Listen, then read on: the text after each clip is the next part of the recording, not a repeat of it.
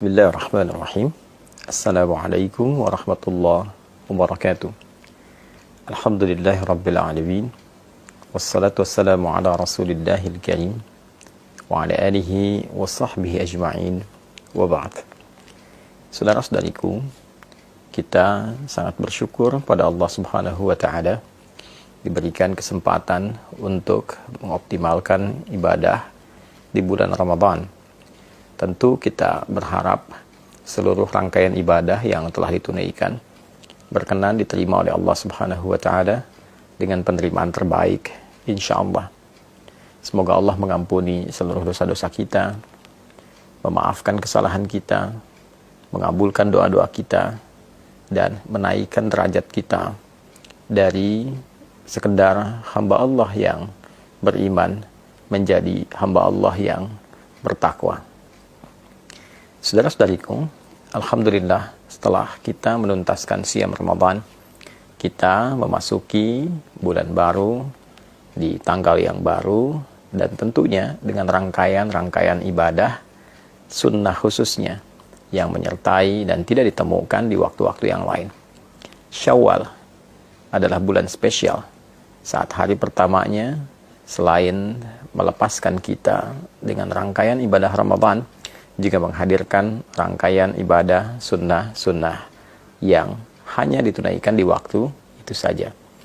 Mulai dari sholat Idul Fitri di hari yang pertama, memperbanyak takbir, membangun dan mengeratkan silaturahim, dan disusul pada hari-hari berikutnya dengan menu-menu sunnah yang tentu melahirkan keistimewaan yang tidak sama dengan waktu-waktu lainnya. Alhamdulillah, ada satu informasi penting yang disampaikan oleh sahabat Abu Ayyub Al-Ansari radhiyallahu ta'ala anhu, yang informasi ini dirangkum oleh Imam Muslim rahimahullah dalam kitab beliau Sahih Muslim nomor hadis 1164. Informasi ini bersambung hingga ke Rasulullah SAW saat beliau bersabda, "Man shama Ramadana wa atba'ahu sittan bin Syawal faka'annama yasumud dahra." Siapapun yang menunaikan puasa Ramadan, ingat, puasanya dirangkaikan dengan apa? Ramadan. Man shama Ramadana.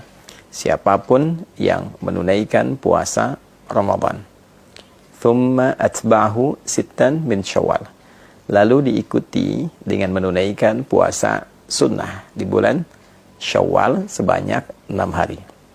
Nah, 6 hari ini bisa dilakukan berturut-turut.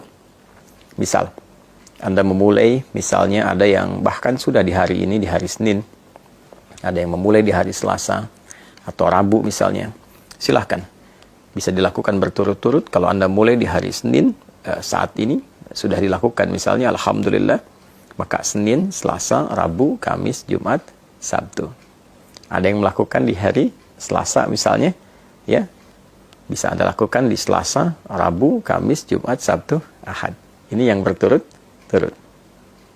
Tapi kalau Anda pun menginginkan waktunya terpisah karena ada kegiatan-kegiatan lain yang tidak bisa ditinggalkan, misalnya membangun silaturahim, ada acara halal bihalal yang mempertemukan banyak kalangan untuk mengeratkan kembali silaturahim, membangun ibadah sosial yang tingkatannya juga cukup tinggi, maka boleh dijeda yang kemudian Anda bisa dilakukan misalnya kesempurnaannya sampai bahkan terbentang di akhir Syawal. Jadi jika Anda memulai misal di tanggal yang ketiga, maka 3, 4, 5. Saat tanggal 5 ini misalnya ada satu undangan khusus yang tidak bisa Anda hindari, dan untuk menghormati itu ada hidangan-hidangan yang dapat dinikmati bersama. Maka Anda bisa jeda dulu, lalu Anda lanjutkan di tanggal yang berikutnya. 5 misalnya jeda, 6, 7, 8, dan seterusnya sampai 6 hari. Atau juga mungkin di sela-sela itu ada yang terjeda, ya, yang penting Anda mengambil, tidak harus berurutan, ya, berurutan tadi dilakukan baik, tidak berurutan pun tidak ada masalah. 6 hari itu. Jika bisa dilakukan, maka faka'annama yasumu ad-dahra. Maka seakan-akan orang yang menyempurnakan puasa Ramadan ditambah dengan 6 hari di bulan Syawal itu, faka'annama yasumud dahra, seakan-akan dia menyempurnakan puasa sepanjang tahun. Ada sebagian ulama yang melogikakan dengan menghitung, dengan pendekatan jika kita menunaikan puasa di bulan Ramadan selama sebulan, baik 29 ataupun 30 hari, dikalikan setiap harinya 10 kebaikan. Dasar hukum 10 itu bisa diambil misalnya di Al-Quran surah yang ke-6 Al-An'am ayat 160. Man jaa'a bil hasanati falahu asyru amsalihha.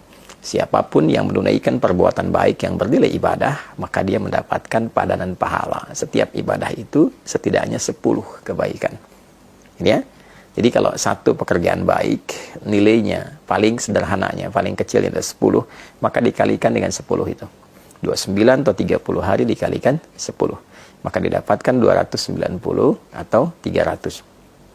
Lalu 6 dikalikan dengan 10, maka didapati 60. Jika Anda jumlahkan 290 tambah 60, ambil yang paling terkecil ya misalnya, maka mendapatkan 350. 350 ini kalau pendekatannya bulan Hijriyah, bukankah sangat mendekati hitungan setahun secara umum ya? Ya kan? 350 sekian. Ya, kan orang Arab suka membulatkan itu. Kalau ada 42 disebut al-arba'in. Ya demikian, ketika Anda misalnya menunaikan 30, dikalikan 10, 300 tambah 60, 360 ya. Nah, kalaupun dihitung menggunakan pendekatan Hijriyah ataupun pendekatan Masehi, tentu ini secara umumnya dinilai sebagai bilangan setahun penuh. Nah, itu yang dimaksudkan.